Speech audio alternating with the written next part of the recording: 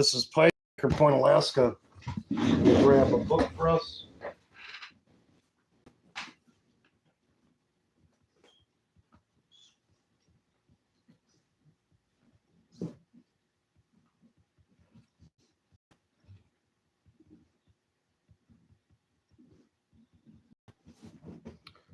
One second.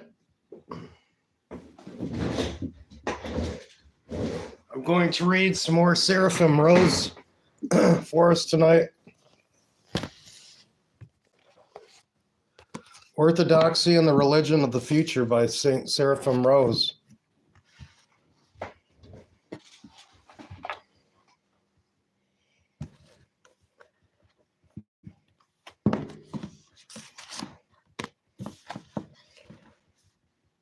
Signs from Heaven, an Orthodox Christian understanding of identified flying objects, UFOs.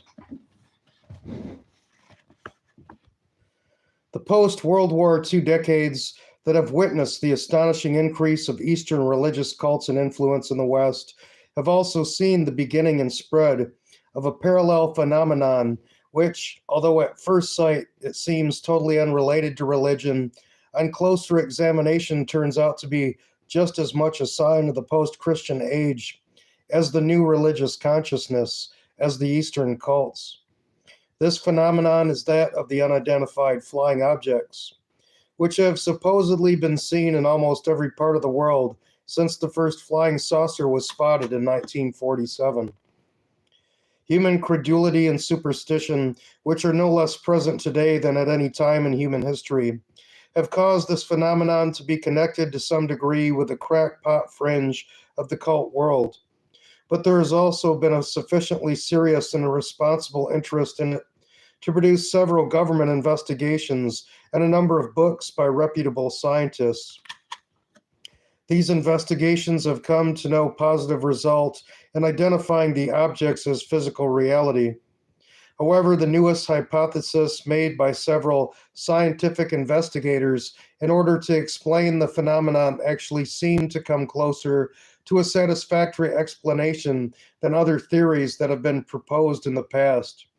But at the same time, these newest hypotheses bring one to the edge of reality, as one of the new scientific books on them is called, to the boundaries of psychic and spiritual reality, which these investigators are not equipped to handle. The richness of scriptural and patristic knowledge precisely of this latter reality places the Orthodox Christian observer in a uniquely advantageous position from which to evaluate these new hypotheses and the UFO phenomena in general. The Orthodox Christian observer, however, is no less interested in the phenomena themselves than he is in the mentality associated with them. How are people commonly interpreting UFOs and why? Among the first to approach the UFO question in this manner in a serious study was a renowned Swiss psychologist C.G. Jung in his book of 1959, Flying Saucers, A Modern Myth of Things Seen in the Skies. He approached the phenomena as primarily something psychological and religious in meaning, and although he himself did not attempt to identify them as objective reality, he nonetheless did grasp the realm of human knowledge to which they actually belong. Today's investigators, while starting from the objective and not the psychological side of the question, have also found it necessary to put forth psychic hypotheses to explain the phenomena. In approaching the religious and psychological side of UFO phenomena, it is important for us, first of all, to understand the background in terms of which flying saucers have generally been interpreted by those who believe in their existence. From the time of the first appearance in the 1940s, what were men prepared to see in the sky? To answer this question may be found in a brief look at the literature of popular science fiction. Historians of science fiction usually trace the origins of this literary form back to the 19th century. Some prefer to see its beginning in the short stories of Edgar Allan Poe, which combined a persuasive realism and style with a subject matter tinged with the mysterious and occult. Others see that the first science fiction writer and Poe's English contemporary, Mary Wollstonecraft Shelley, wife of the famous poet. Her Frankenstein, or the modern Prometheus, combines fantastical science with occultism in a way characteristic of many science fiction stories. The typical science fiction story, however, was to come with the late 19th and early 20th centuries, from Jules Verne and H.G. Wells to our own days. From a largely second rate form of literature in the American periodical pulps of the 1930s and 40s, science fiction has come of age and has become a respectable international literary form in recent decades. In addition, a number of extremely popular motion pictures have shown how much the spirit of science fiction has captivated the popular imagination. The cheaper and more sensational science fiction movies of the 1950s have given way in the last decade or so to fashionable idea movies like 2001: A Space Odyssey, Star Wars, and Close Encounters of the Third Kind. Not to mention one of the most popular and long lived American television series, Star Trek. The spirit of science fiction is derived from an underlying philosophy or ideology, more often implied than expressed in so many words, which is shared by virtually all those who create in science fiction forms. This philosophy may be summed up in the following main points. First, religion in the traditional sense is absent or else present in a very incidental or artificial way. The literary form itself is obviously a product of the post Christian age, evident already in the stories of Poe and Shelley. The science fiction universe is a totally secular one, although often with mystical overtones of an occult or Eastern kind. God, if mentioned at all, is a vague and impersonal power, not a personal being. For example, the Force of Star Wars, a cosmic energy that has its evil as well as a good side. The increasing fascination of contemporary man with science fiction themes is a direct reflection of the loss of traditional religious values. Two, the center of the science fiction universe in place of the absent God is man, and not usually man as he is now, but man as he will become in the future in accordance with the modern mythology of evolution. Although the heroes of science fiction stories are usually recognizable humans, the story interest often centers about their encounters with various kinds of supermen from highly evolved races of the future, or sometimes the past, or from distant galaxies. The idea of the possibility of highly evolved intelligent life on other planets has become so much a part of the contemporary mentality that even respectable scientific and semi scientific speculations assume it as a matter of course. Thus, one popular series of books, Eric von Daniken, Chariots of the Gods, Gods from Outer Space, finds supposed evidence of the presence of extraterrestrial beings or gods in ancient history, who are supposedly responsible for the sudden appearance of intelligence in man. Difficult to account for by the usual evolutionary theory, serious scientists in the Soviet Union speculate that destruction of Sodom and Gomorrah was due to a nuclear explosion. That extraterrestrial beings visited the Earth centuries ago, that Jesus Christ may have been a cosmonaut, and that today we may be on the threshold of a second coming of intelligent beings from outer space. Equally serious scientists in the West think the existence of extraterrestrial intelligences likely enough for at least 18 years. They have been trying to establish contact with them by means of radio telescopes, and currently there are at least 6 searches being conducted by astronomers around the world for intelligent radio signals from space. Contemporary Protestant and Roman Catholic theologians who have become accustomed to follow wherever science seems to be leading speculate in turn in the new realm of exotheology, the theology of outer space, concerning what nature the extraterrestrial races might have.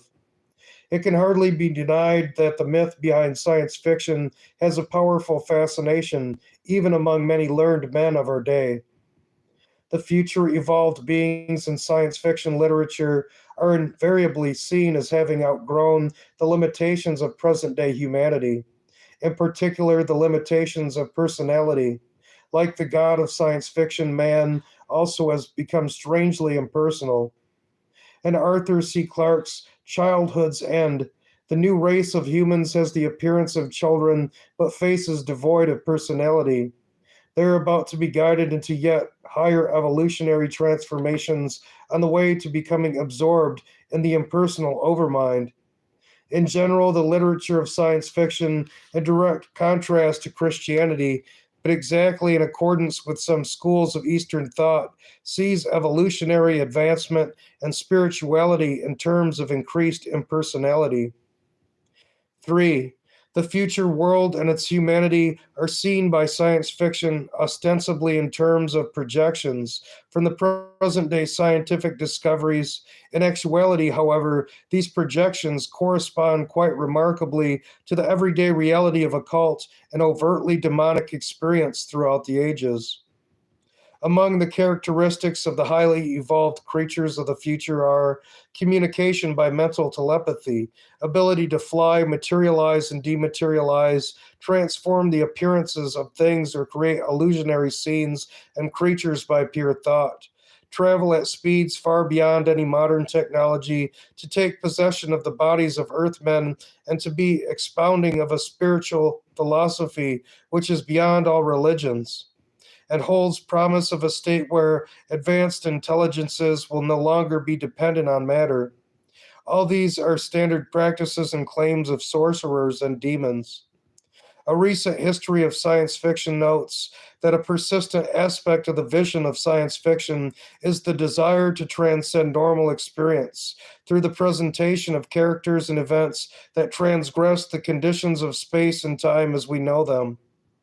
The scripts of Star Trek and other science fiction stories with their futuristic scientific devices read in parts like excerpts from the lives of ancient Orthodox saints, where the actions of sorcerers are described at a time when sorcery was still a strong part of pagan life.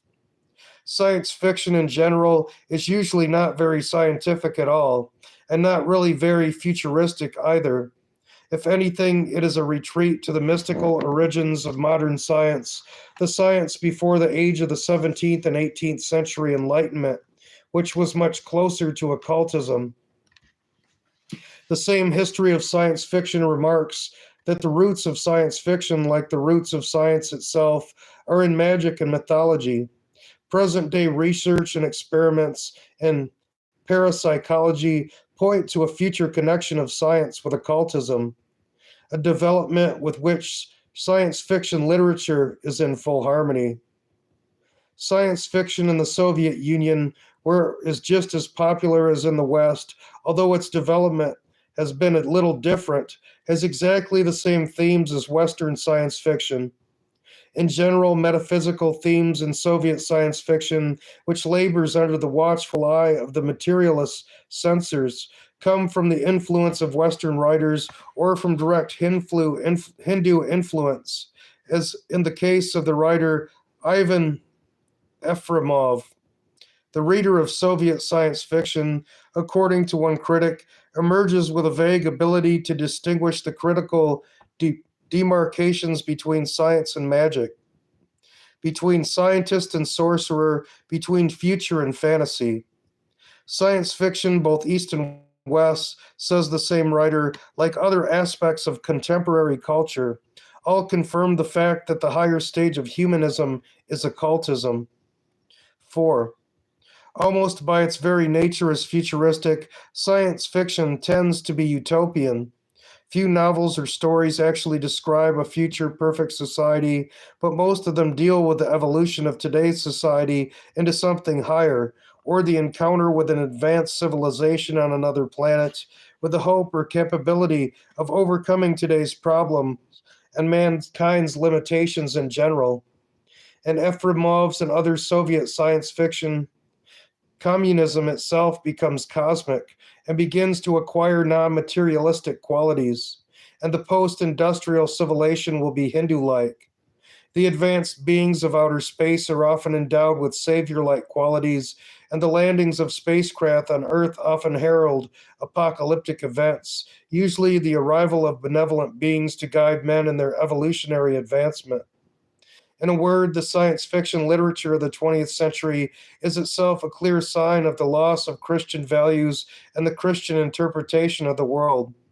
It has become a powerful vehicle for the dissemination of a non Christian philosophy of life and history, largely under open or concealed occult and Eastern influence. And in a crucial time of crisis and transition in human civilization, it has been a prime force in creating the hope for and actual expectation of visitors from outer space, who will solve mankind's problems and conduct man to a new cosmic age of its history. While appearing to be scientific and non religious, science fiction literature is in actuality a leading propagator in secular form of the new religious consciousness which is sweeping mankind as Christianity retreats. All of this is a necessary background for discussing the actual manifestations of unidentified flying objects, which strangely correspond to the pseudo religious expectations which have been aroused in post Christian man. UFO sightings and the scientific investigation of them. Although fiction, one might say, has in a way prepared men for the appearance of UFOs, our understanding of their objective reality obviously cannot be derived from literature or human expectations and fantasies. Before we can understand what they might be, we must know something of the nature and reliability of the observations which have been made of them. Is there really something out there in the sky, or is the phenomenon entirely a matter of misperception on the one hand and psychological and pseudo religious wish fulfillment on the other? A reliable outline of UFO phenomena has been given by Dr. Jacques Vallée, a French scientist now living in California, who has advanced degrees in astrophysics and computer science and has been involved in the scientific analysis of UFO reports for a number of years. His testimony is all the more valuable to us in that he has studied closely UFO sightings outside of the United States, especially in France, and is thus able to give a fair international picture of their distribution. Dr. Vallée finds that although strange flying objects have been observed at various times in the past centuries, their modern history as a mass phenomenon begins in the years during and just after World War II. American interest began with the sightings in 1947, but there were a number of sightings before that in Europe. In World War II, many pilots reported strange lights which seemed to be under intelligent control. And in 1946, particularly in July, there were a whole series of sightings in Sweden and other northern European countries. Sightings in the Scandinavian wave were interpreted first as meteors, then as rockets, or ghost rockets or bombs, and finally as some new type of aircraft, capable of extraordinary movements in the sky, but leaving no trace on the ground even when they seemed to land. The European press was full of reports of this wave of sightings, and everyone in Sweden was talking of them. Some thousands of sightings were reported, but not once was the hypothesis of extraterrestrial or interplanetary origin suggested. Dr. Vallée concludes that the wave was caused by actual existing but unidentified objects, and not by any previously existing UFO rumor or expectation of visitors from outer space. In this and succeeding saucer waves, he finds a total absence of any correlation between widespread interest in science fiction and peaks of UFO activity. Earlier, also, there had been no saucer wave at the time of the American Panic over Orson Welles' 1938 radio adaptation of H.G. Wells' War of the Worlds. He concludes that the birth, growth, and expansion of a UFO wave is an objective phenomenon, independent of the conscious or unconscious influence of the witnesses and their reactions to it. The first publicized sighting in the United States occurred in June 1947 when Kenneth Arnold, a salesman flying his own plane, saw 9 disc-like objects looking something like saucers flying near Mount Rainier in Washington state. The newspapers picked up the story and the flying saucer era began. Interestingly, however, this was not actually the first American sighting at all. Other unpublicized sightings had been made in the months before this. There was also a UFO wave with 50 reports in Hungary earlier in June. Therefore, the 1947 sightings cannot at all be set down to hysteria over the Arnold incident. There were a number of other sightings in the American wave of 1947, chiefly in June, July, and August. Although some newspapers speculated on interplanetary visitors, these sightings were taken seriously by scientists who assumed they were the result of advanced human technology, most likely American or perhaps Russian. A second wave occurred in July 1948 with sightings in America and France. In the United States, there was a spectacular night sighting made by the pilots of an Eastern Airlines DC 3 plane of a torpedo shaped craft with 2 rows of portholes, surrounded by a blue glow and with a tail of orange flames, which maneuvered to avoid collision and disappeared. In August of the same year, there were many sightings in Saigon and other parts of Southeast Asia of a long fish like object. 1949 saw reports of strange discs and spears in Sweden and more UFOs in America, including 2 observations by trained astronomical observers, small UFO waves, as well as isolated sightings continued in 1950 and 51, especially in the United States, but also in Europe. In 1952, the first real international UFO wave occurred, with many sightings in the United States, France, and North Africa. As the peak of the wave, 2 sensational sightings were made above the Capitol and the White House in Washington, in an area under constant control by radar. In September, there was a wave encompassing Denmark, Sweden, and northern Germany and Poland.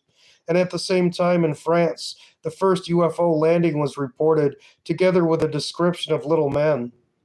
In 1953, there were no waves, but there were a number of individual sightings. The most remarkable one occurred in Bismarck, North Dakota, where 4 objects hovered and maneuvered over an air filter station for 3 hours at night.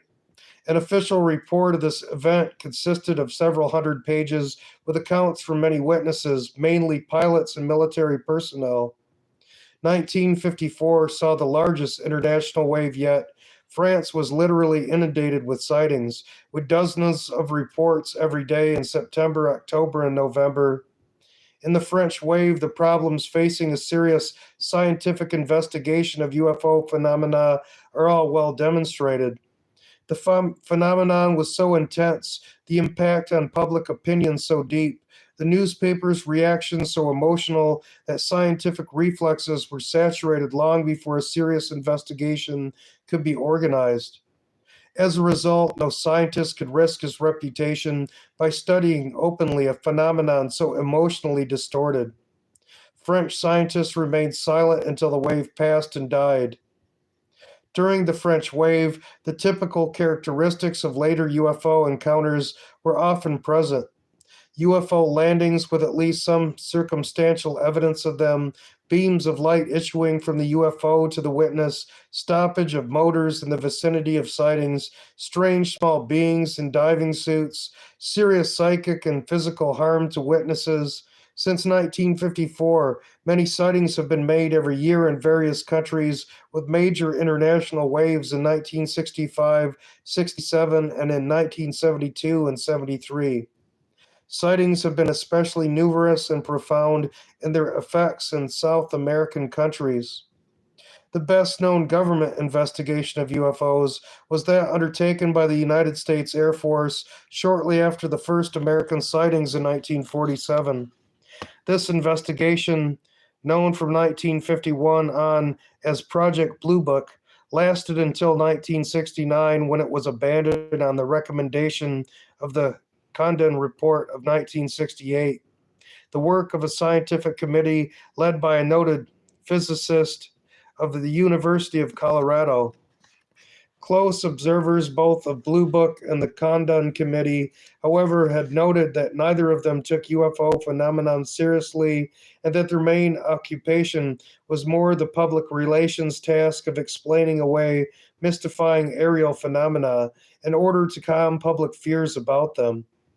Some flying saucer groups claimed that the United States government was using these investigations as a cover up of its own knowledge of the real nature of UFOs, but all evidence points to the fact that the investigations themselves were simply careless because the phenomena were not taken seriously, especially after some of the stranger UFO stories had begun to make the subject distasteful to scientists. The first director of Blue Book, Captain Edward Ruppelt, admitted that had the Air Force tried to throw up a screen of confusion, they couldn't have done a better job. The problem was tackled with organized confusion. Everything was being evaluated on the premise that UFOs couldn't exist. The Condon Report contains some classic explanations of UFOs. One, for example, states that this unusual sighting should therefore be assigned to the category of some almost certainly natural phenomenon, which is so rare that it apparently has never been reported before or since. The chief scientific consultant of Blue Book for most of its 22 years, Northwestern University astronomer Alan Hynek, often openly calls the whole thing a pseudo-scientific project. In its 22 years of investigations, such as they were, Project Blue Book collected over 12,000 cases of puzzling aerial phenomenon, 25% of which remain unidentified. Even after its often stained explanations, many thousands of other cases have been and are being collected and investigated by private organizations in the United States and other countries. Although almost all government organizations refrain from comment on them, in the Soviet Union the subject was first given public mention, which means government approval, in 1967 when Dr. Felix U. Ziegel of the Moscow Institute of Aviation, in an article in the Soviet magazine Smena, stated that Soviet radar has picked up unidentified objects for 20 years. At the same time, there was a Soviet scientific conference on space civilizations led by the Armenian astronomer Viktor Arbatsumyan, which urged a preliminary study of the scientific and technical problems of communicating with such civilizations, whose existence is taken for granted.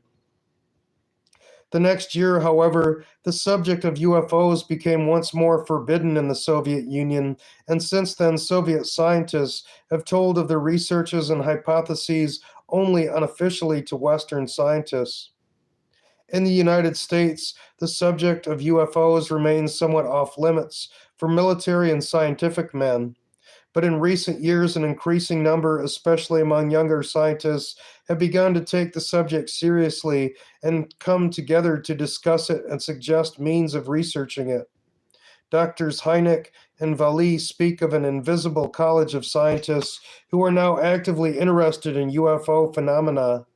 Although most of them do not wish their names publicly associated with the subject, there are, of course, those who continue to deny the phenomenon altogether, explaining it as misperceptions of natural objects, balloons, airplanes, etc., not to mention hoaxes and psychological projections.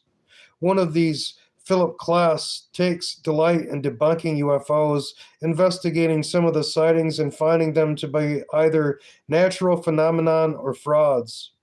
His study has convinced him that the idea of wondrous spaceships from a distant civilization really is a fairy story that is tailored to the adult mentality.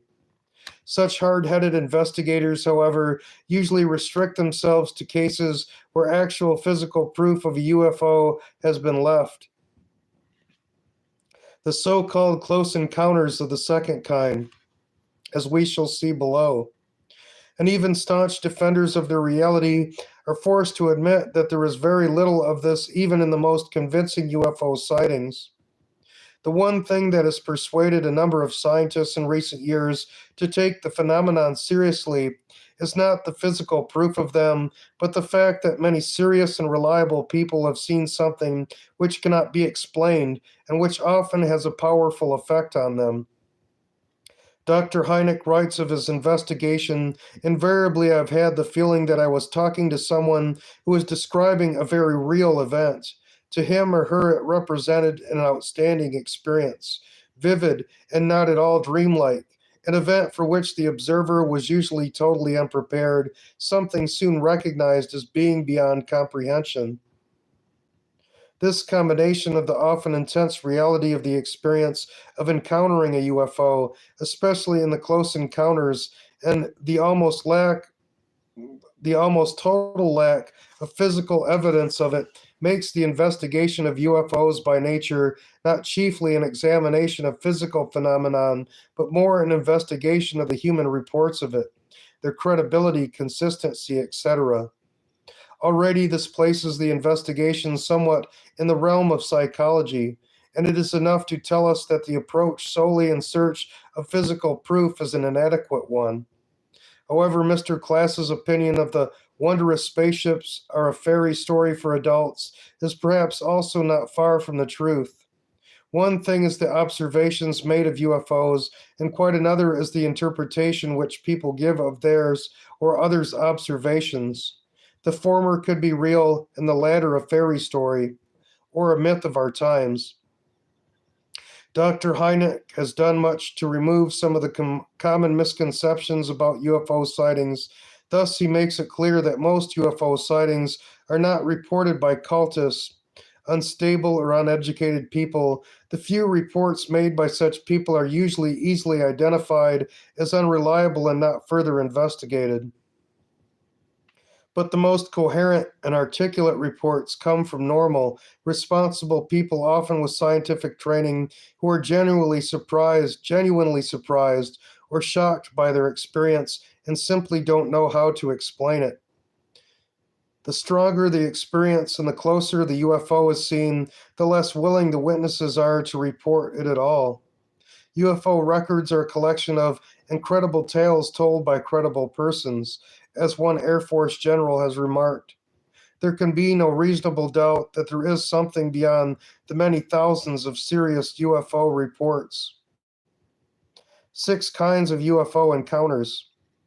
Dr. Hynek, who has studied the question more thoroughly than any other distinguished scientist, has conveniently divided UFO phenomenon into 6 general categories. The first, nocturnal lights, is one of the most commonly reported and the least strange of all. Most of such reports are easily explained as heavenly bodies, meteors, etc., and are not considered UFOs.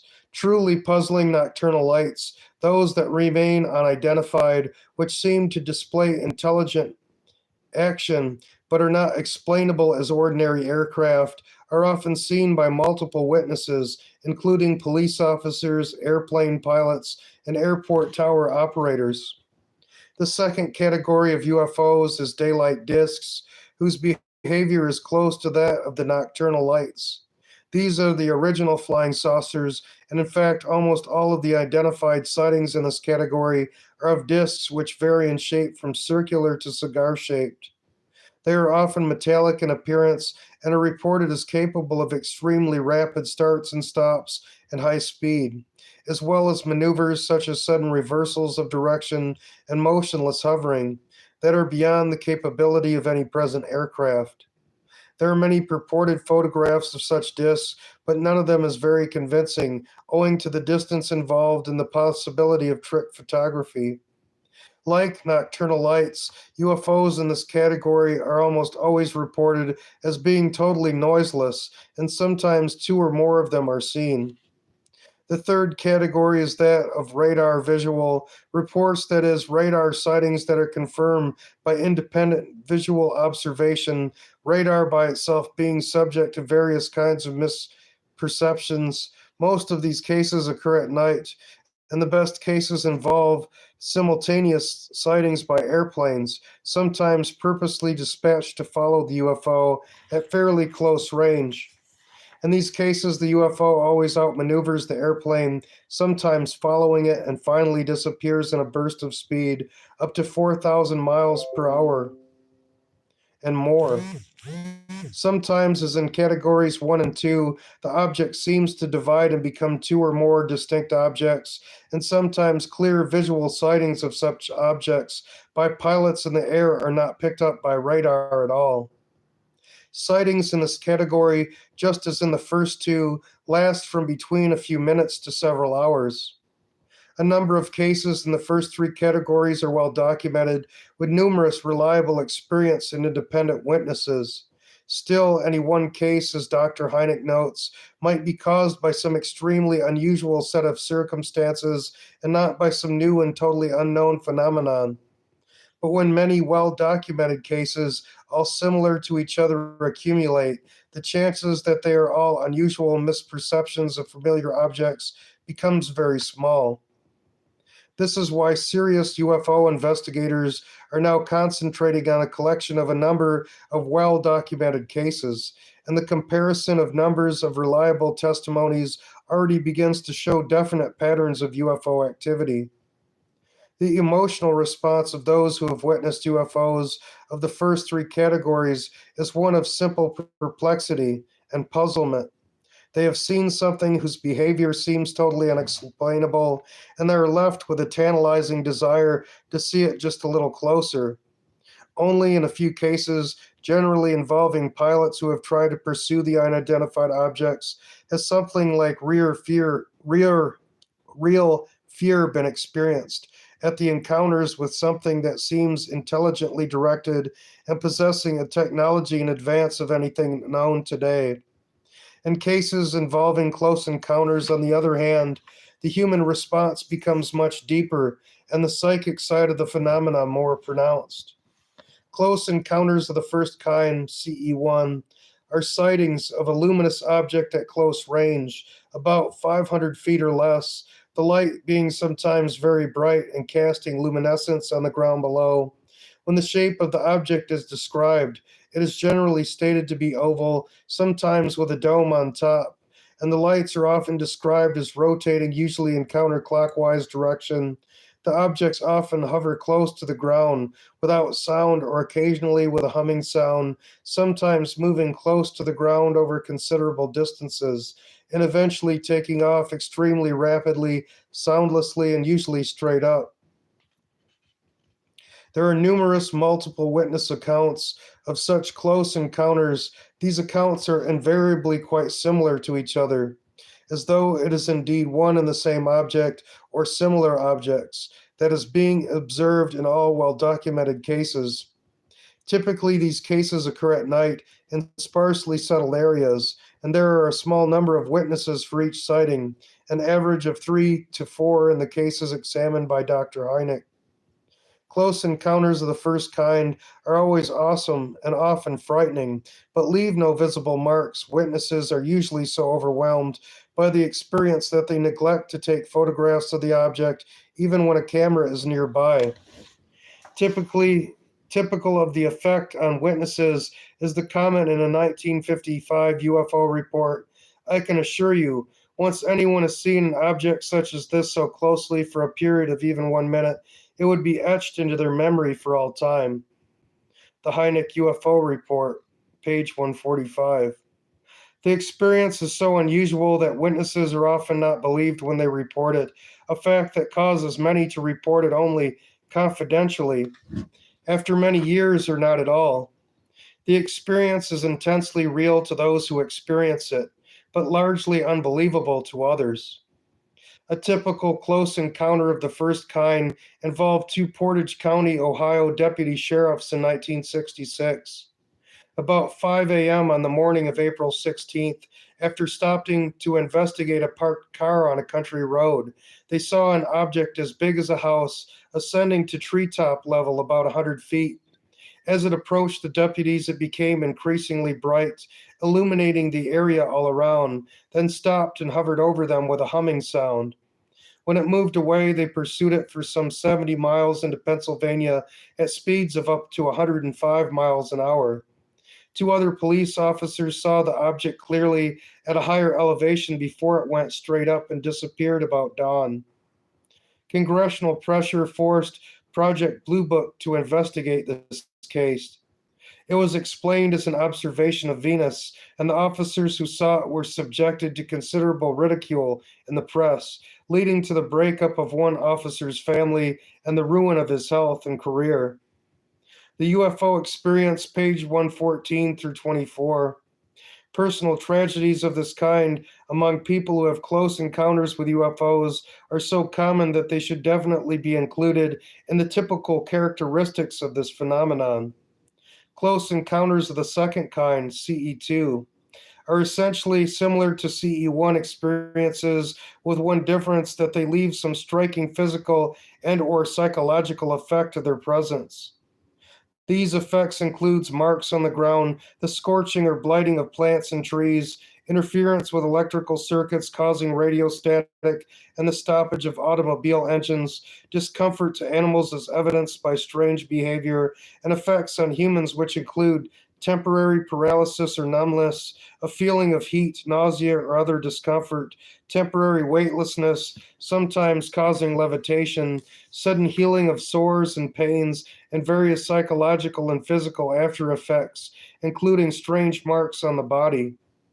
These kind of UFO encounter gives the greatest possibility for scientific investigation since, in addition to human testimony, there is physical evidence that can be examined, but little investigation has actually been undertaken, both because most scientists are afraid to get involved in the whole question of UFOs and because the evidence itself is usually inconclusive or partially subjective.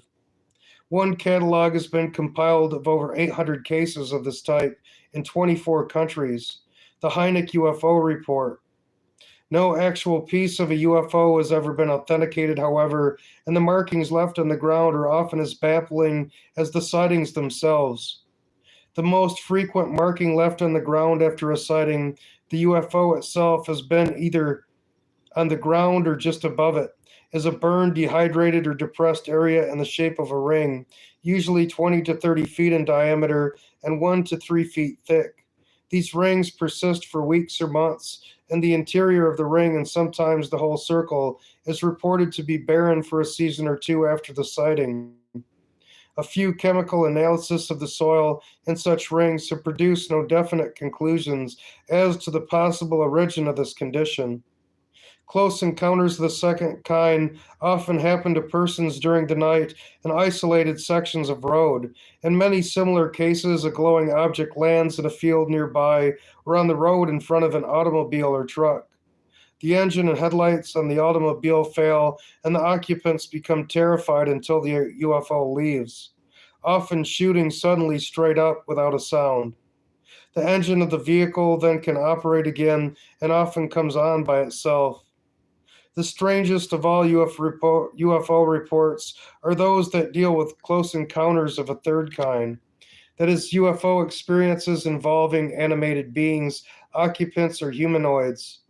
The first thought of many people when hearing of such reports is to picture little green men and dismiss the whole phenomenon as unbelievable, a hoax or hallucination.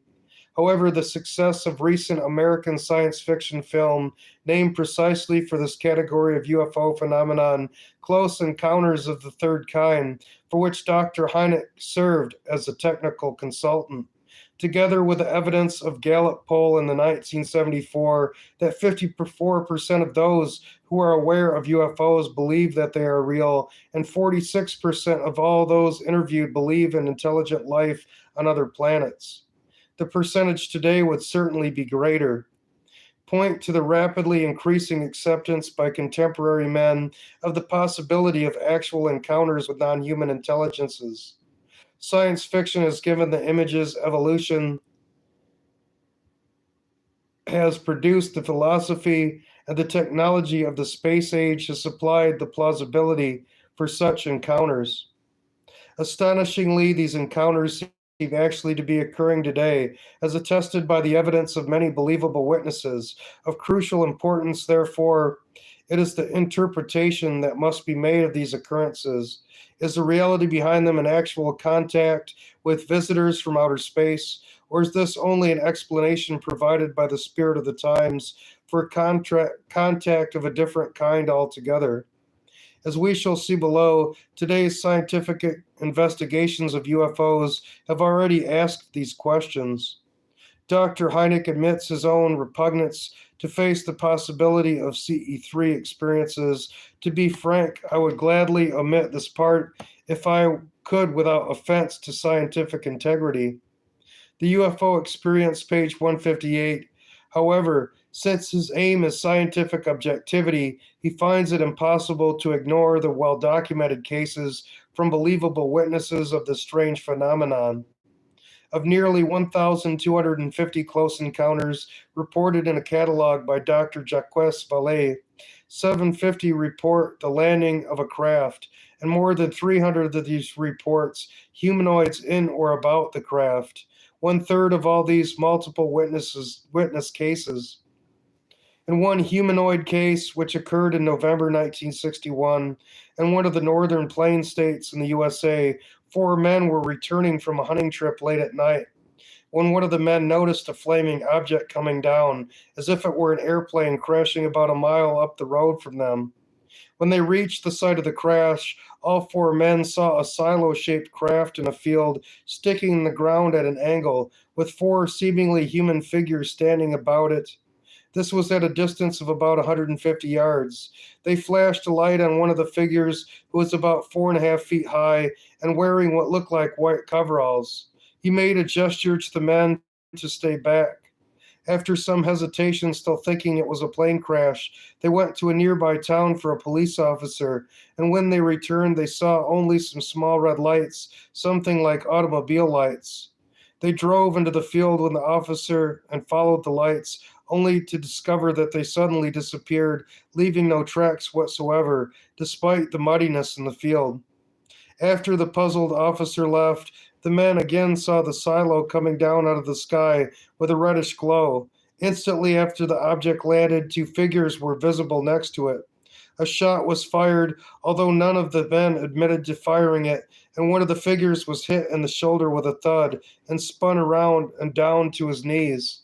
In panic, the men ran to their car and raced off, agreeing among themselves not to mention the incident to anyone. They returned home with a strange feeling that there was some period of time lost during the night. The next day, one of the men was visited at his work by several well groomed official looking men who asked him questions about the incident, but without mentioning the shooting, and then took him in their car to his home when they questioned him about his clothes and boots, and then left, telling him not to say anything about this incident to anyone. The hunter assumed that those men were United States Air Force investigators trying to conceal some new secret device, but the men never identified themselves and never contacted him again. All four men were extremely shaken up by the incident, and after 6 years, one of them felt compelled to tell the whole story to a U.S. Treasury agent. Edge of Reality, page 129 through 41. The main incidents of the story are typical of many close encounters of the third kind. A little difference, a little different case of this sort is the famous UFO landing at Kelly, a small town near Hopkinsville, Kentucky, which was investigated extensively by the police, Air Force, and independent researchers. In the evening and night of August 21st, 1955, 7 adults and 4 children in one farm household had a prolonged encounter with humanoids. The incident began at 7 o'clock when the teenage son of the family saw a flying object land behind the farmhouse. No one believed him, but an hour later, a little man emitting a strange glow came walking toward the house with its hands raised. Two of the men in the house, out of fear, shot at the creature when it was 20 feet away. It somersaulted and disappeared in the dark.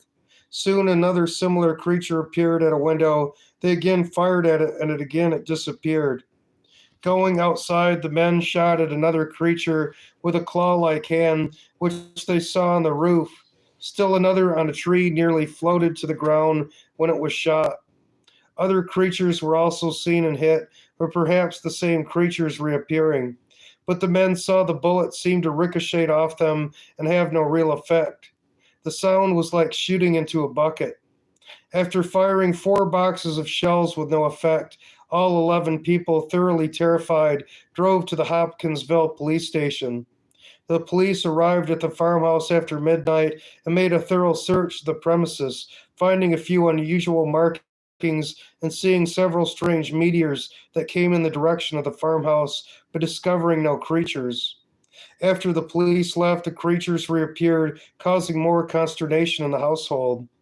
The humanoids in this case were described as being about 3 to 4 feet tall, with huge hands and eyes, without pupils or eyelids, large pointed ears, and arms that hung to the ground.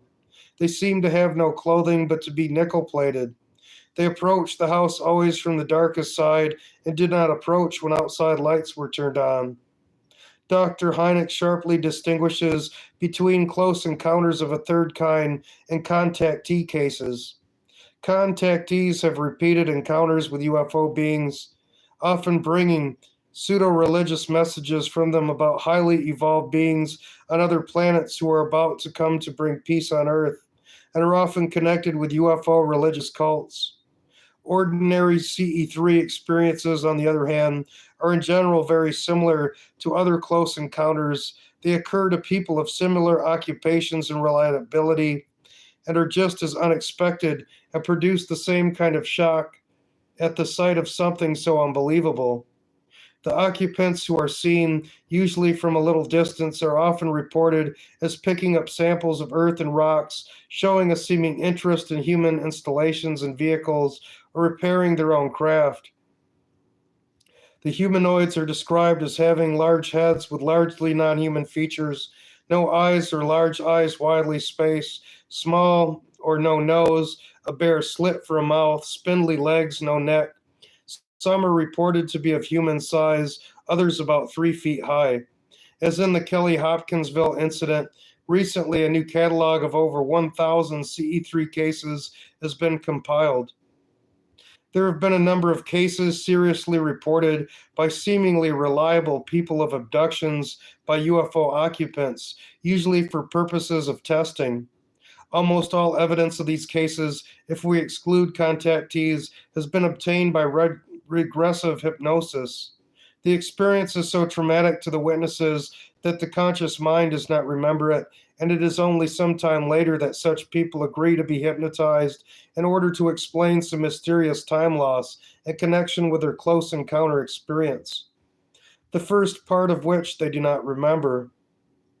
On the best known abduction cases, at about midnight on September 19th, 1961, near Whitfield, New Hampshire, it was made the subject of a book by John Fuller, The Interrupted Journey, which was printed in a condensed form in Look magazine. On this night, Barney and Betty Hill were returning from a vacation trip when they saw a descending UFO which landed right in front of their car on a side road. Some humanoids approached them, and the next thing they remembered, it was 2 hours later, and they were 35 miles farther down the road. This amnesia bothered them, leading to physical and mental disorders, and they finally went to a psychiatrist. Under hypnosis, they both independently related what had been happening or what had happened during the missing time. Both stated that they had been taken aboard the craft by the humanoids and given physical examinations with samples taken of fingernails and skin.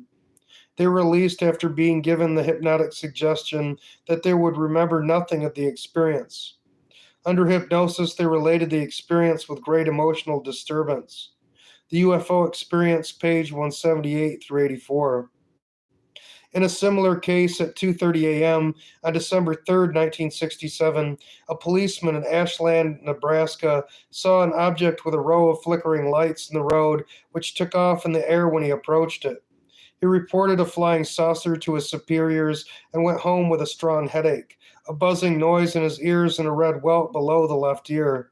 Later, it was discovered that there had been a period of 20 minutes that night of which he remembered nothing. Under hypnosis, he revealed that he had followed the UFO, which again landed. The occupants flashed a bright light at him and then took him aboard their craft, where he saw control panels and computer like machines. An engineer in France had seen something similar when he was abducted for 18 days. The humanoids wearing coveralls with winged serpent emblem told the policeman that they came from a nearby galaxy, had bases in the United States, and had operated their craft by reverse electromagnetism. They contact people by chance and want to puzzle them. They release the man, telling him not to speak wisely about this night. The Invincible College, pages 57 through 59. At first sight, such incidents seem simply unbelievable, like some strange cases of hallucination or disordered imagination, but there have been too many of them now to dismiss them quite so easily. As reports of encounters with actual physical aircraft, to be sure, they are not very convincing. Further, psychiatrists themselves caution that the results of regressive hypnosis are very uncertain. The person being hypnotized is often not capable of distinguishing between actual experiences and suggestions planted in his mind, whether by the hypnotist or by someone else at the time of the supposed close encounter. But even if these experiences are not fully real as objective phenomena in space and time, the very fact that so many of them have been implanted in human minds in recent years is already significant enough. Without doubt, there is something behind the abduction experiences also, and recently UFO investigators have begun to look in a different direction for an explanation of them. Such experiences, and especially the close encounters of the 1970s, are noticeably bound up with paranormal or occult phenomena. People sometimes have strange dreams just before seeing UFOs, or hear knocks on the door when no one is there, or have strange visitors afterwards. Some witnesses receive telepathic messages from UFO occupants. UFOs now sometimes simply materialize and dematerialize instead of coming and going at great speeds. Sometimes miraculous healings occur in their presence or when one is exposed to their light, but close encounters with UFOs have also resulted in leukemia and radiation sickness. Often there are tragic psychological effects, personality deterioration, insanity, and suicide. The increase of the psychic component in UFO sightings has led researchers to seek similarities between UFO experiences and occult phenomena, and to seek the key to understanding UFOs and the psychic effects they produce. Many researchers note the similarity between UFO phenomena and the 19th century spiritualism, which has also combined psychic phenomena with strange physical effects, but with a more primitive technology. In general, the 1970s have seen a narrowing of the gap of the normal UFO phenomena of the past and the UFO cults, in accordance with the increased receptivity of mankind in this decade to occult practices. Examination of the UFO phenomena. Dr. Jacques Vallée's newest book on UFOs, The Invisible College, reveals what reputable scientific researchers are thinking about them. He believes that we are now very close to understanding what they are. He notes that the idea of extraterrestrial intelligent life has in a few years become astonishingly fashionable among scientists as well as fortune tellers as a result of a great thirst for contact with superior minds that will provide guidance for our poor, harassed, hectic planet. He significantly sees that the idea of visitors from outer space has become the great myth or wonderful untruth of our times. Has become very important for large numbers of people to expect visitors from outer space. Yet he finds its narrative to believe, Yet he finds it naive to believe in this myth. The explanation is too simple minded to account for the diversity of the reported behavior of the occupants and their perceived interaction with human beings. Dr. Hynek has noted that in order to explain the various effects produced by UFOs, we must assume that they are a phenomenon that undoubtedly has physical effects, but also has the attributes of the psychic world. Dr. Vallée believes that they are constructed both as physical craft and as psychic devices whose exact properties remain to be defined. The theory that UFOs are not physical craft at all, but some kind of paraphysical or psychic phenomenon, was suggested by a number of researchers early in the 1950s, but this opinion was largely submerged later. On the one hand, by the cultists, which, by their insistence on the extraterrestrial origin of the UFOs, and on the other hand, by the official government explanations, which correspond to the widespread popular view that the whole phenomenon was imaginary. Only lately have serious investigators begun to agree that UFOs, while having certain physical characteristics, cannot at all be explained as somebody's spaceships, but are clearly something of the paraphysical or occult realm.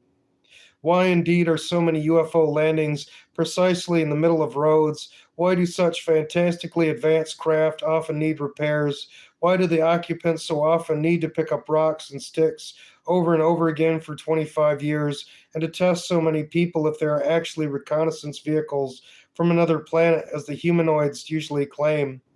Dr. Vallée asked whether the visitors from outer space idea might not serve precisely a diversionary role in masking the real, infinitely more complex nature of the technology that gives rise to the sightings.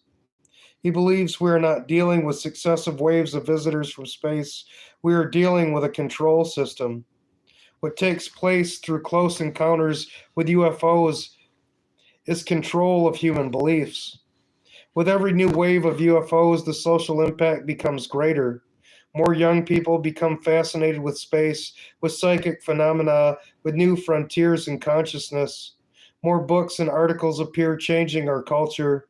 In another book, he notes that it is possible to make large sections of any population believe in the existence of supernatural races, in the possibility of flying machines, and the plurality of inhabited worlds by exposing them to a few carefully engineered scenes, the details which are adapted to the culture and superstitions of a particular time and place.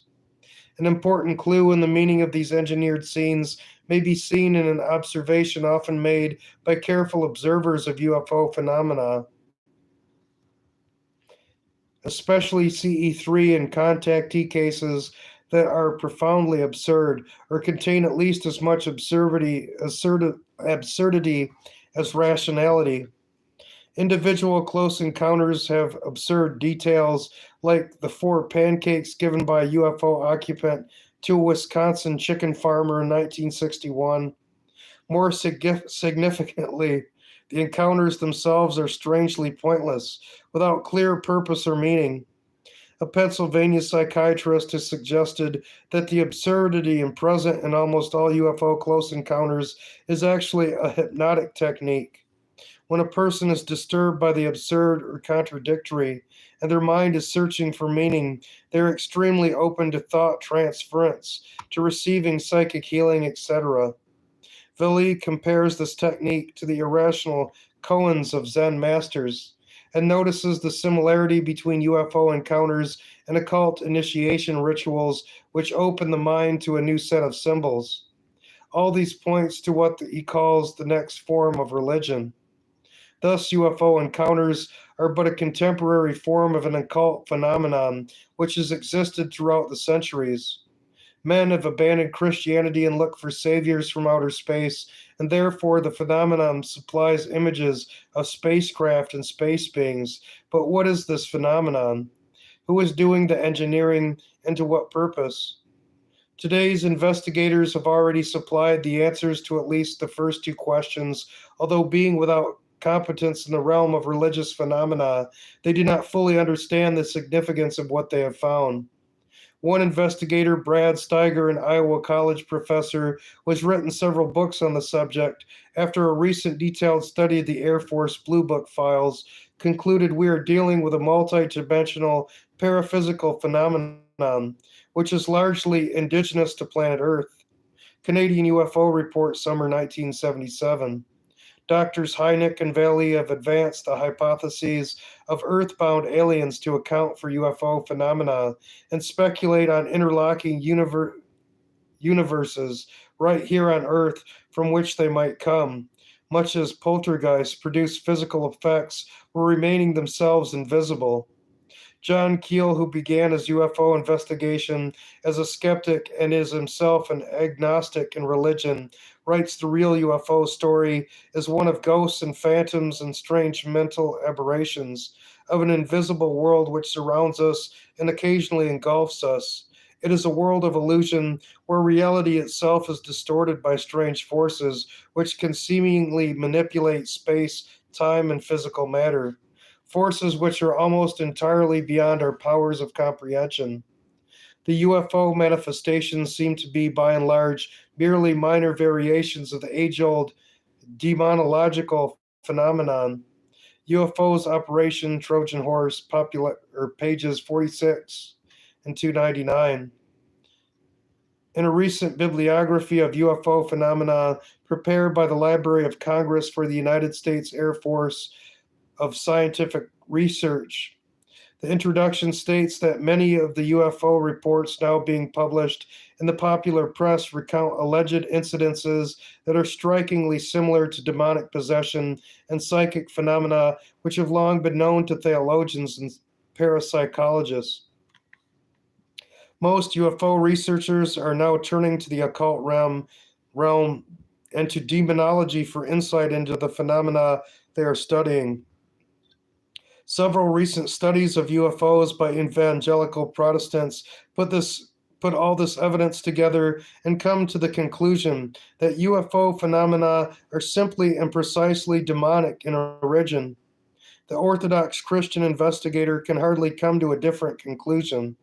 Some or many of the experiences, it may be, are the result of hoaxes or hallucinations, but it's simply impossible to dismiss all of many thousands of UFO reports in this way. A great number of modern mediums and their spiritualistic phenomena are also fraudulent, but mediumistic spiritualism itself, when it is genuine, undeniably produces real paranormal phenomena under the action of demons. UFO phenomena having the same source are no less real. Case histories of people who have been drawn into contact with UFOs reveal the standard characteristics which go with involvement with demons in the occult realm.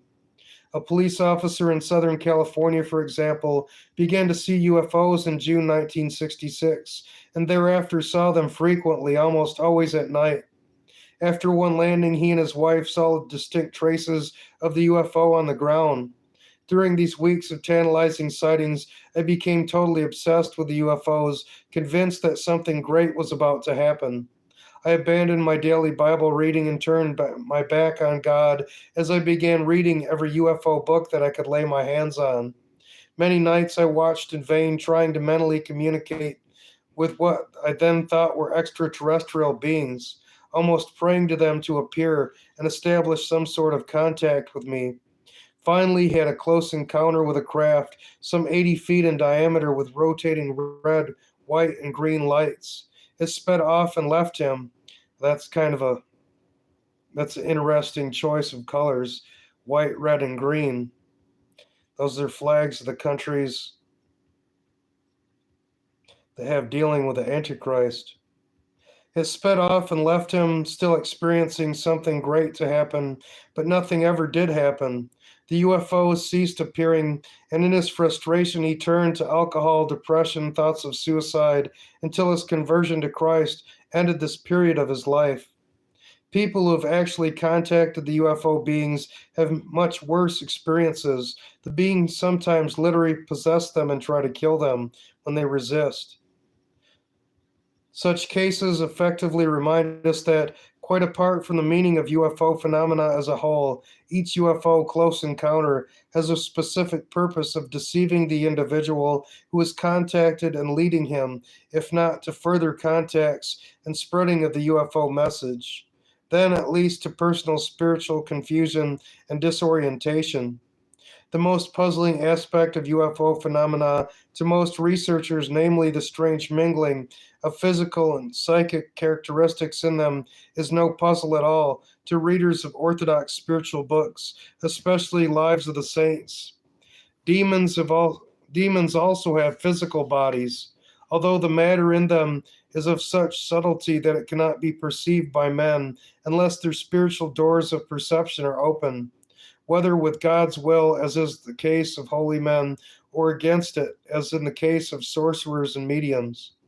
Orthodox literature has many examples of demonic manifestations which fit precisely the UFO pattern. Apparitions of solid beings and objects, whether demons themselves or their illusionary creations, which suddenly materialize and dematerialize, always with the aim of awing and confusing people, and ultimately leading them to perdition. The lives of 4th century St. Anthony the Great and the 3rd century St. Cyprian, the former sorcerer, are filled with such incidents. The life of St. Martin of Tours, 397, by his disciple Sulpicius Severus, has an interesting example of a demonic power in connection with a strange physical manifestation which closely parallels today's UFO close encounters. A certain youth named Anatolius became a monk near St. Martin's monastery, but out of false humility he became the victim of demonic deception. He fancied that he conversed with angels, and in order to persuade others of his sanctity, these angels agreed to give him a shining robe from out of heaven as a sign of the power of God that dwelt in the youth. One night about midnight there was a tremendous thudding of dancing feet and a murmuring as of many voices in the hermitage, and Anatolius' cell became ablaze with light. Then came silence, and the deceived one emerged from his cell with a heavenly garment. A light was brought, and all carefully inspected the garment. It was exceedingly soft, with a surpassing luster, and of a brilliant scarlet, but it was impossible to tell the nature of the material. At the same time, under the most exact scrutiny of the eyes and fingers, it seemed to be a garment and nothing else. The following morning, Anatolius' spiritual father took him by the hand in order to lead him to St. Martin to discover whether this was actually a trick of the devil. In fear, the deceived one refused to go, and when he was being forced to go against his will, between the hands of those who were dragging him in the garment disappeared. The author of the account, who either witnessed the incident himself or had it from eyewitnesses, concluded that the devil was unable to keep up his illusions or conceal their nature when they were to be submitted to Martin's eyes. It was so fully within his power that to see the devil that he had recognized him under any form, whether he kept to his own character or changed himself into any of the various shapes of spiritual wickedness, including the forms of pagan gods and the appearance of Christ himself, with royal robes and crown and enveloped in a bright red light. It is clear that the manifestations of today's flying saucers are quite within the technology of demons. Indeed, nothing else can explain them as well. The multifarious demonic deceptions of Orthodox literature have been adapted to the mythology of outer space, nothing more. The Anatolius mentioned above would be known today simply as a contactee, and the purpose of the unidentified object in such accounts is clear: to awe the beholders with a sense of the mysterious, and to produce proof from the higher intelligences, angels if the victim believes in them, or space visitors for modern men, and thereby to gain trust for the message they wish to communicate. We shall look at this message below. A demonic kidnapping quite close to UFO abductions is described in the life of St. Nilis of Sora, the 15th century founder of Skeet life in Russia. Some time after the saint's death, there lived in his monastery a certain priest with his son. Once, when the boy was sent on some errand, suddenly there came to him a certain strange man who seized him and carried him, as if on the wind, into an impenetrable forest, bringing him into a large room in his dwelling and placing him in the middle of this cabin. In front of the window, when the priest and the monks prayed for St. Nicholas's help in finding the lost boy, the saint came to the boy's aid and stood before the room where the boy was standing. And when he struck the window frame with his staff, the building was shaken, and the unclean spirits fell to the earth. The saint told the demon to return the boy to the place from which he had taken him, and then became visible. Then, after some howling among the demons, the same strange one seized the boy and brought him to the skeet like the wind, and placing him on a haystack, he became invisible. After being seen by the monks, the boy told them everything that happened to him, what he had seen and heard. And from that time, this boy became very humble, as if he had been stupefied. The priest, out of terror, left the skeet with his son. In a similar demonic kidnapping in the 19th century Russia, a young man, after his mother cursed him, became the slave of a demon, grandfather for 12 years, and was capable of appearing invisibly among men in order to help the demon sow confusion in their midst. Such true stories of demonic activity were commonplace in earlier centuries. It is a sign of the spiritual crisis of today that modern men, for all their proud enlightenment and wisdom, are becoming once more aware of such experiences, but no longer have the Christian framework with which to explain them. Contemporary UFO researchers seeking for an explanation of phenomena which have become too noticeable to overlook any longer have joined today's psychic researchers in an attempt to formulate a unified field theory that will encompass psychic as well as physical phenomena.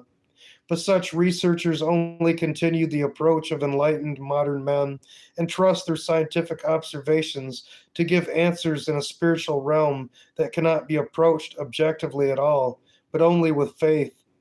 The physical world is morally neutral and may be known relatively well by an objective observer, but the invisible spiritual realm comprises beings both good and evil, an objective observer who has no means of distinguishing one from the other unless he accepts the revelation which the invisible God had made of them to man.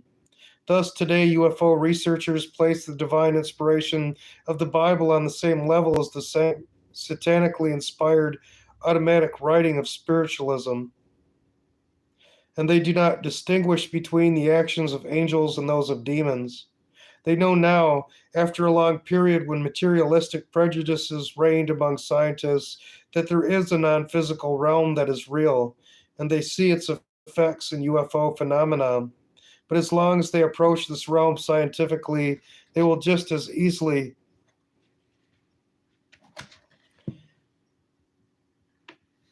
they will be just as easily second. Oop, what happened here?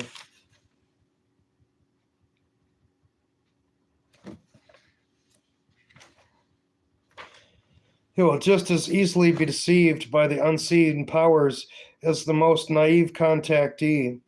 When they try to determine whom or what is behind the UFO phenomenon and what the purpose of the phenomenon might be, they are forced to indulge in the wildest speculations. Thus, Dr. Valley confesses himself baffled whether the source of UFO manifestations might be a morally neutral, unattended clockwork, a benevolent, solemn gathering of wise men, as the extraterrestrial myth would have us believe, or a terrible superhuman monstrosity, the very contemplation of which would make man insane. That is, the activity of demons. A true evaluation of the UFO experience may be made only on the basis of Christian revelation and experience, and is accessible only to the humble Christian believer who trusts these sources. To be sure, it is not given to man entirely to explain the invisible world of angels and demons, but enough Christian knowledge has been given to us to know that these beings act in our world and how we should respond to their actions, particularly in escaping the nets of the demons. UFO researchers have come to the conclusion that the phenomena they have studied are essentially identical in the phenomena that used to be called demonic, but only the Orthodox Christian who was enlightened by the patristic understanding of the scripture and 2,000-year experience of saints' encounters with invisible beings, is able to know the full meaning of this conclusion.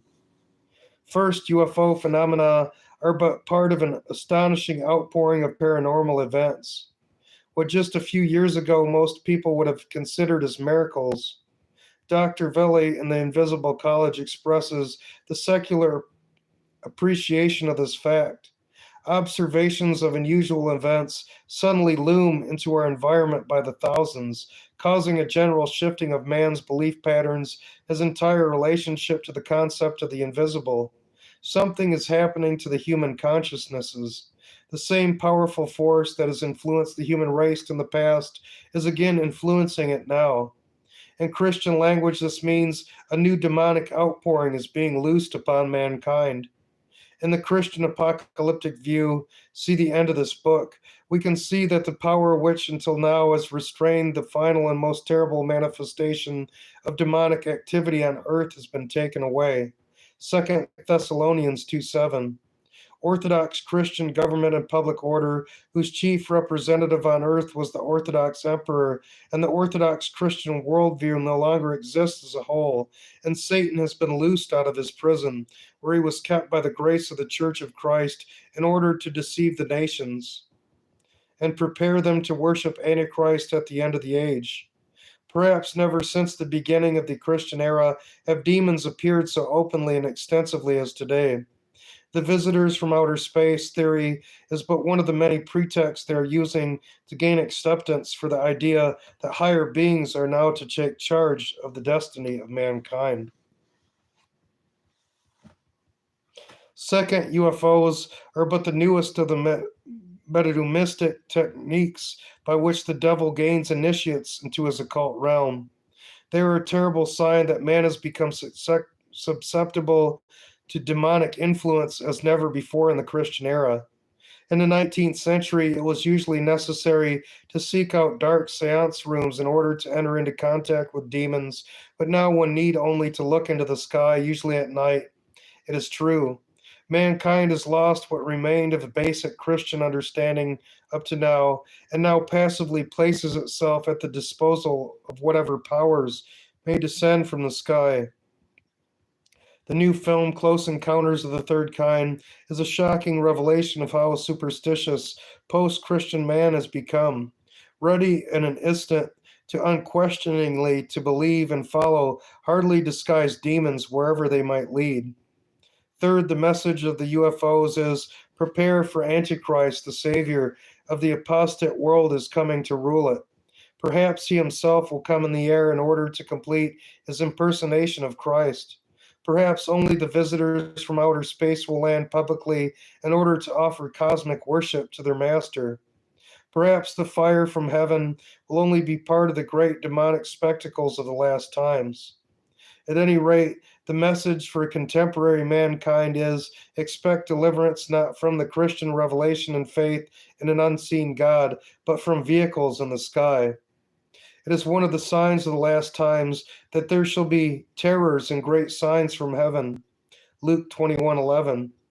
Even 100 years ago, Bishop Ignatius Branchanov in his book On Miracles and Signs, Yaroslavl, 1870, reprinted by Holy Trinity Monastery in Jordanville, New York, remarked on the striving to be encountered in contemporary Christian society to see miracles and even perform miracles. Such a striving reveals the self deception founded on self esteem and vainglory that dwells in the soul and possesses it.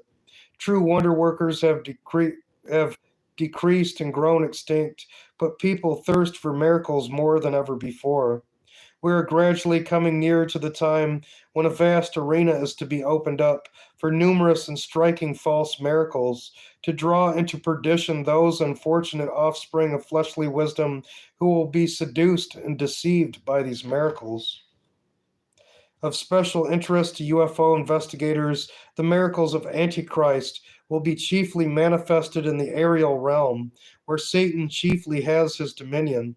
The signs will act most of all on the sense of sight, charming and deceiving it. St. John the theologian, beholding in Revelation the events that are to precede the end of the world, says that Antichrist will perform great signs and even will make fire to come down out of heaven upon the earth in the sight of men. This is the sign indicated by Scripture as the highest of the signs of Antichrist, and the places of his sign is in the air. It will be a splendid and terrible spectacle.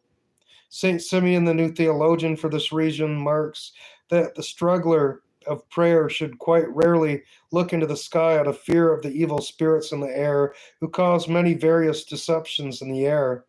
Philokalia, the three forms of heedfulness.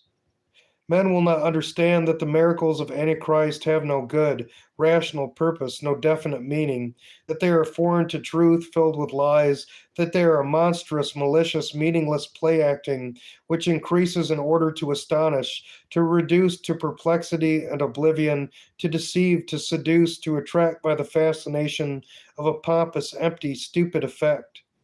All demonic manifestations have their characteristic that even the slightest heed paid to them is dangerous. From such heedfulness alone, allowed even without any sympathy for the manifestation, one may be sealed with a most harmful impression and subjected to a serious temptation. Thousands of UFO contactees and even simple witnesses have experienced the dreadful truth of these words. Few escaped once they became deeply involved. Even the secular investigators of UFO phenomena have seen fit to warn people against their dangers. John Keel, for example, writes, dabbling with UFOs can be as dangerous as dabbling with black magic. The phenomenon preys upon the neurotic, the gullible, and the immature. Paranoid, schizophrenia, demonomania, and even suicide can result, and has resulted in a number of cases. A minor curiosity about UFOs can turn into a destructive obsession. For this reason, I strongly recommend that parents forbid their children from becoming involved. School teachers and other adults should not encourage teenagers to take an interest in this subject. In a different place, Bishop Ignatios Sprangchanov recorded with awe and foreboding the vision of a simple Russian blacksmith in a village near Petersburg at the dawn of our present age of unbelief and revolution, 1817. In the middle of the day, he suddenly saw a multitude of demons in human form sitting in the branches of the forest trees, in strange garments and pointed caps, and singing to the accompaniment of unbelievably weird musical instruments, an eerie and frightful song. Our years have come, our will be done. We live near the end of this fearful age of demonic triumph and rejoicing, when the eerie humanoids, another of the masks of the demons, have become visible to thousands of people, and by their absurd encounters take possession of the souls of those men from whom God's grace has departed. The UFO phenomenon is a sign to Orthodox Christians to walk all the more cautiously and soberly on the path to salvation, knowing that we can be tempted and seduced not merely by false religions, but even by seemingly physical objects which just catch the eye.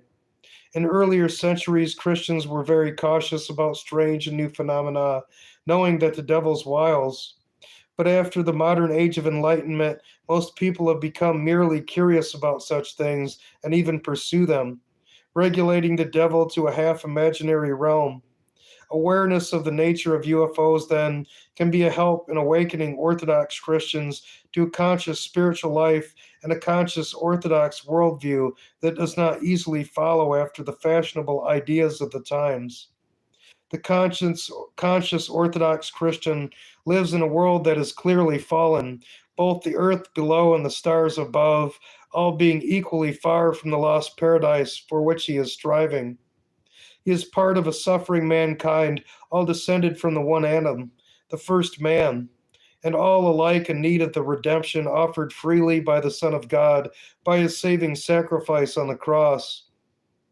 He knows that man is not to evolve into something higher, nor has he any reason to believe that there are highly evolved beings on other planets.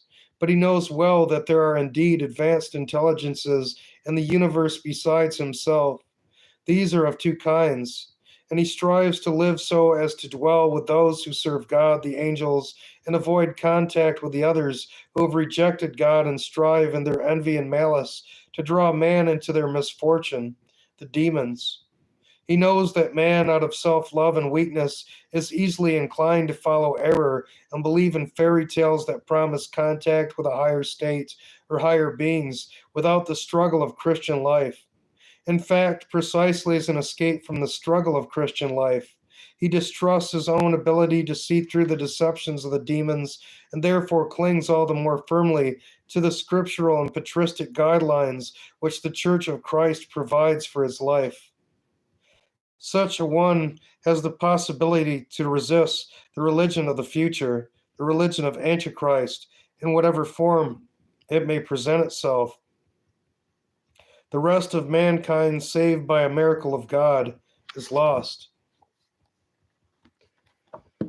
Seraphim Rose, Orthodoxy and the Religion of the Future.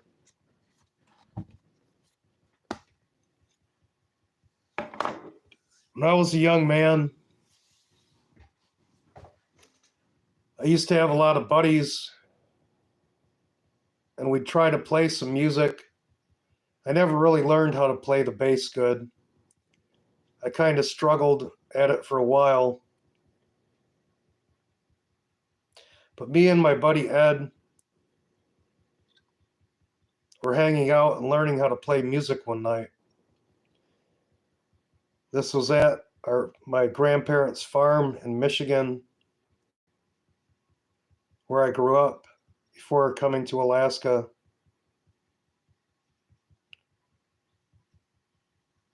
We were playing music, practicing in one of those round corn cribs, like a Little Sioux galvanized round corn crib, and I had couches in there. We ran a light in there and stuff and had power.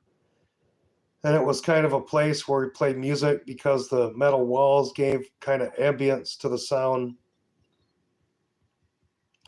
And we were in there just practicing one night. It was dark out.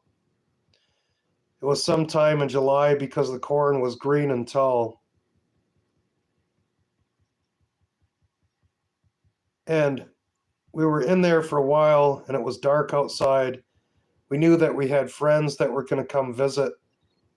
And we were in there practicing music. And the door was a metal door. It was just galvanized metal, kind of that Ripley, like a potato chip looking metal, but thick and strong. And it didn't have an internal door handle because it was a corn crib. So we took a piece of heavy copper wire, and that was just tied to the outside handle, and then we wrapped it around a bolt on the inside. And that's what kept the door shut. We were in there playing for a while and talking. And I think at one point we were talking about aliens and about demons. And then at that time, both of us started hearing the scratching sound, like someone dragging sharp metal claws or a rake around the side of the corn crib about 4 feet off the ground, all the way around it. And it was going from left to right from the door, all the way back around to the door again. And then it stopped for maybe 30 seconds. And we thought for sure that someone was playing a joke on us. My buddy won't talk about this to this day. He absolutely will not talk about it. And he gets mad when I bring it up. The last couple times I tried to bring it up, he absolutely doesn't want to talk about it ever again. But with the loudest bang, something ripped that door open and ripped that copper wire in half.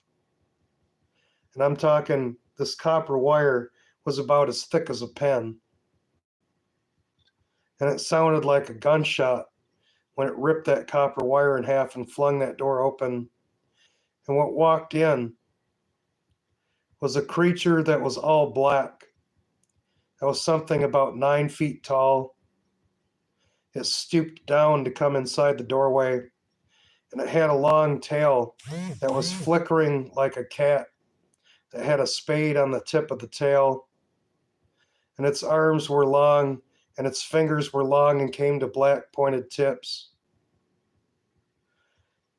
And its head had a small chin with large black eyes, and its head came up into 2 points like this that was separated down the middle, and it was flat black, even the eyes, the mouth, the small nose.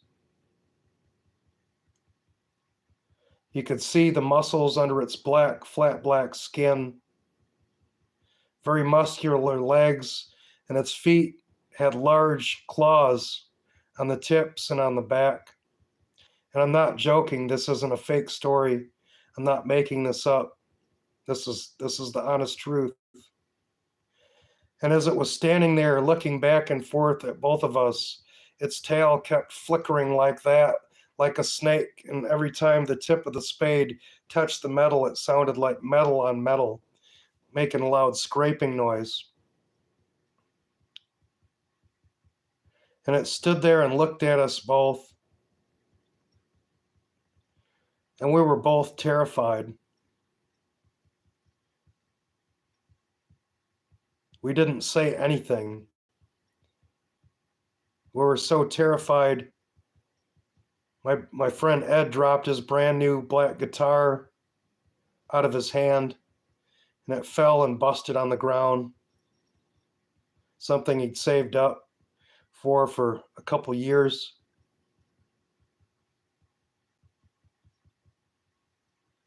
And we stood there. It turned after maybe, it seemed like 2 minutes. It stood there looking back and forth at all of us.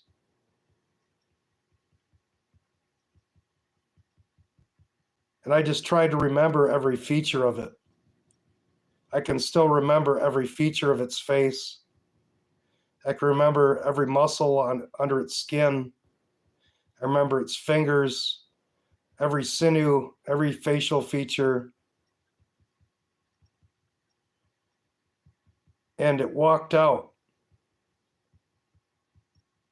And we stood there silent. I imagine for maybe, it felt like maybe 10 or 15 minutes where me and my friend Ed couldn't even look at each other. We just stared at that open door that went out into the darkness.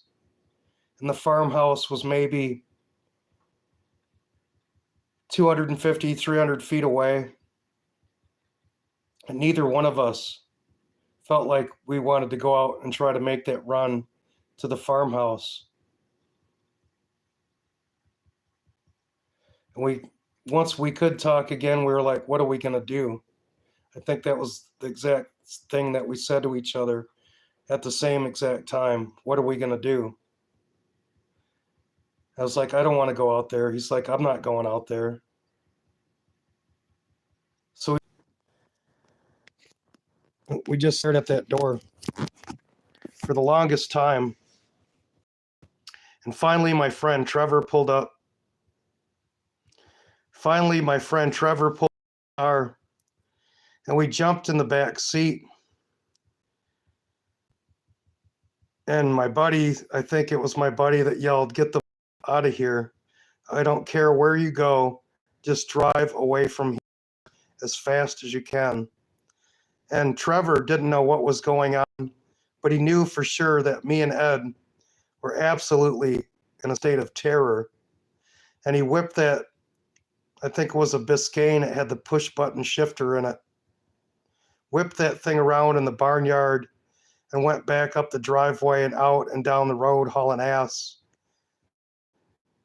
And we drove till we found like a big lighted open parking lot. And then Trevor and Josh were in the front seat, and they're like, "What is going on with you guys? What's wrong?" And we told them the story. And I don't think either one of them doubted us for a second because of the look on our faces and how we were acting. And I know for sure that was demonic. And it wasn't the first time on that farm. That farm had a history before my grandparents bought it. And they never told me about it until I was about that age. that someone had been murdered in the barn before they bought it.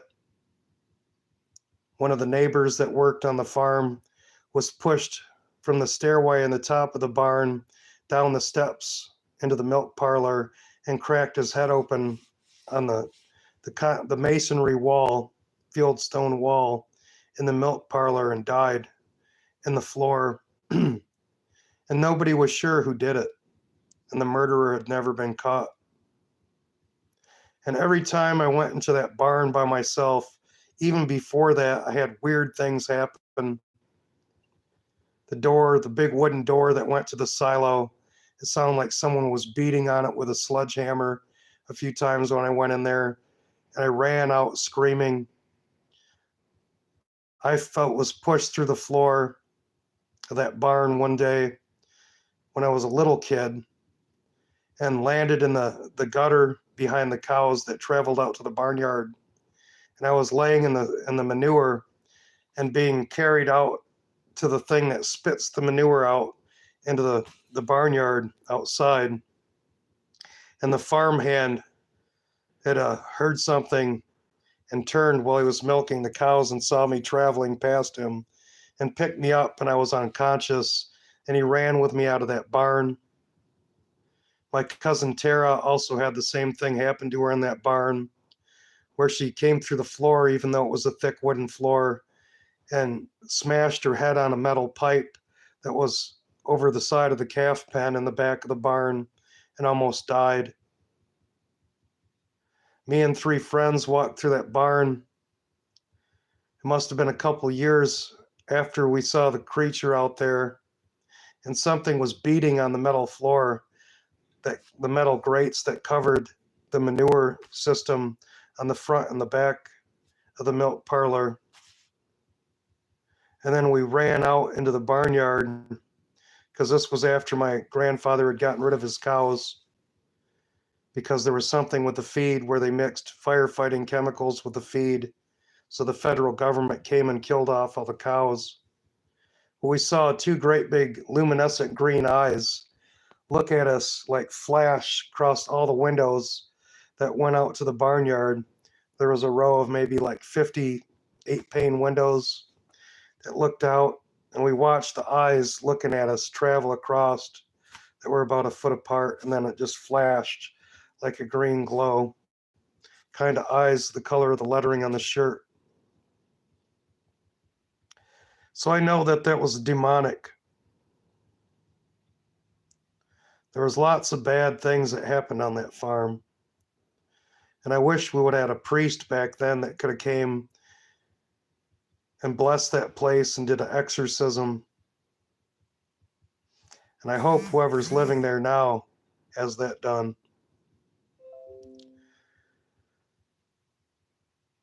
And we used to see lights in the sky over the fields. There was a couple times my grandpa was upset and thought us kids had played a joke and made crop circles in the back of the field. And grandma's like, those kids didn't go out there and do that. And we were like, we wanted to go see it. And she's like, you guys don't need to go out there. She didn't want us to go see it. And that was the only time my grandpa ever even mentioned that. But he went out that day, like right away, and cut all that stuff down with a hay bine. He's really superstitious about that stuff. So that's my real life story on it, and that's why I believe it's demonic. Whatever these lights in the sky are.